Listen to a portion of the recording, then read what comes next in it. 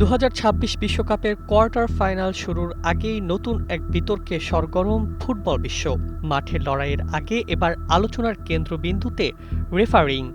কারণ ফ্রান্স ও মরক্কোর মধ্যকার কোয়ার্টার ফাইনাল পরিচালনা করবেন সম্পূর্ণ আর্জেন্টাইন একটি অন-ফিল্ড রেফারি দল। এমন সিদ্ধান্তের পর থেকেই সামাজিক যোগাযোগ মাধ্যমে শুরু হয়েছে তুমুল বিতর্ক।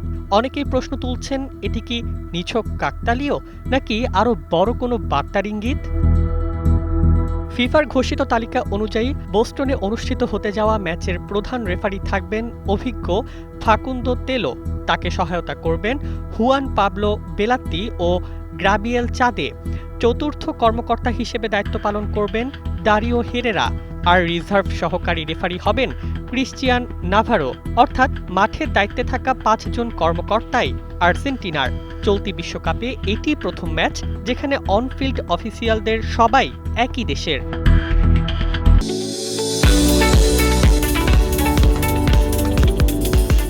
এই নিয়োগকে ঘিরে নানা প্রশ্ন উঠলেও ফ্রান্স শিবির প্রকাশ্যে কোনো আপত্তি তুলতে চায়নি। ডিফেন্ডার দায়ো উপামেকানো স্পষ্ট জানিয়ে দিয়েছেন, রেফারি নয়, তাদের পুরো মনোযোগ মরক্কোকে হারানোর দিকেই। তরুণ গোলরক্ষক রবিন রিসারো বলেছেন, সন্দেহ নিয়ে মাঠে নামলে সফল হওয়া যাবে না। তার মতে, ফিফা যেহেতু এই কর্মকর্তাদের দায়িত্ব দিয়েছে, তাই তাদের যোগ্যতার ওপর আস্থা রাখাই উচিত।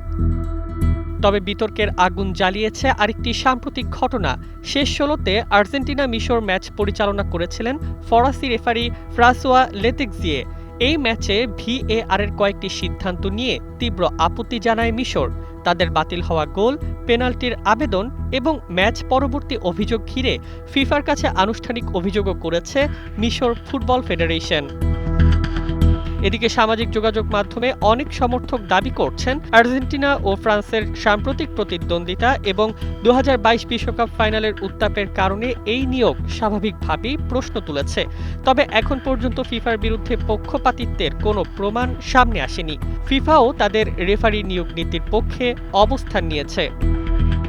এখন নজর মাঠের লড়াইয়ে। ফ্রান্স কি বিতর্ক ভুলে সেমিফাইনালের টিকিট নিশ্চিত করবে, নাকি ম্যাচ শেষে আবারও রেফারিং নিয়েই হবে সবচেয়ে বড় আলোচনা? সেই উত্তর মিলবে বোস্টনের 90 মিনিটেই। News desk, 21 television.